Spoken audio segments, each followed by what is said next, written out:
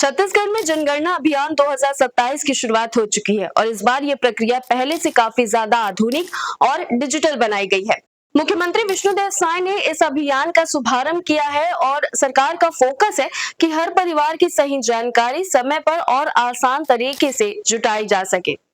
इस बार सबसे बड़ी सुविधा ये दी गई है कि लोग घर बैठे ऑनलाइन अपनी जानकारी खुद भर सकते हैं। इसके लिए सरकार ने sc.census.gov.in पोर्टल लॉन्च किया है। इस वेबसाइट पर जाकर आपको सबसे पहले अपना राज्य चुनना होगा और कैप्चा कोड भरकर आगे बढ़ना होगा।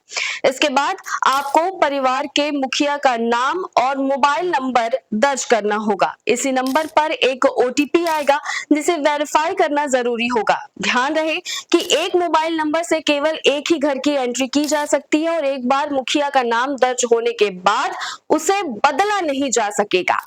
इसके बाद आपको अपना जिला चुनना होगा और अपने घर को मैप पर सही लोकेशन के साथ मार्क करना होगा।